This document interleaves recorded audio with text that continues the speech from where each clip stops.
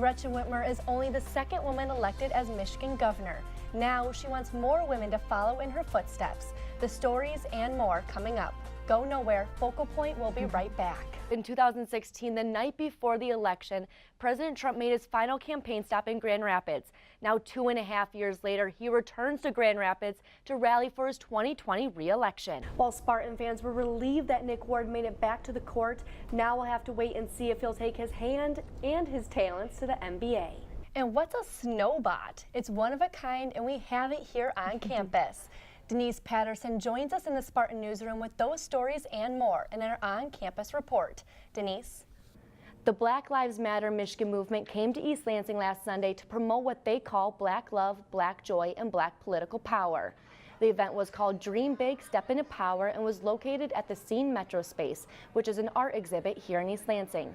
People of all colors gathered to explore questions like what Black love means to them, as well as how they can gain a voice in the government. Cohen will begin his 3-year prison sentence in May. That sentence could be longer if Congress finds that he lied this week.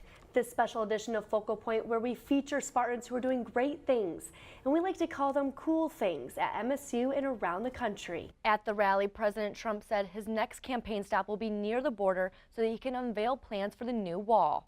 On Wednesday, President Trump's former attorney Michael Cohen testified before the House Oversight Committee on Capitol Hill and to the public. It's not just the students at Michigan State in the spotlight, the faculty is part of the team too. Many American ministers already perform same-sex marriages and approve LGBT people as clergy. The arena was full inside. The line outside to get in started forming before the sun came up and at one point stretched for 12 blocks. Kendall Ashman was there and traveled the line. Thanks, Tony. Again, that's Tony Black reporting live from Giltner Hall. A research team at MSU is conducting studies about the benefits of marijuana, specifically in HIV patients. Marijuana is now legal in Michigan, but there's still controversy about it. The team, though, stays away from that and concentrates on science.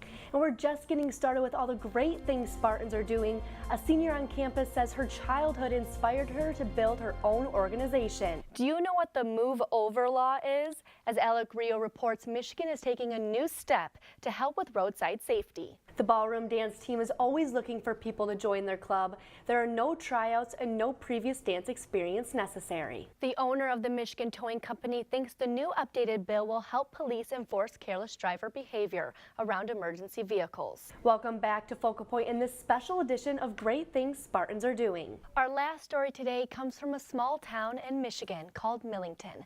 There, a boy on the varsity wrestling team shows his teammates what true sportsmanship looks like. If it wasn't for the engineers here at MSU, who knows if the basketball team would have made it all the way to the Final Four. Focal Point's Lauren Wallenfeld shows us how Nick Ward made it back just in time for March Madness. Wow, what a great story. I cannot believe that's going to be us in about 2 weeks. I know, I'm scared, but it will be all worth it. Yes. That's all we have for this special edition of Focal Point. I'm Tiara Riddick. And I'm Christine Kanerva.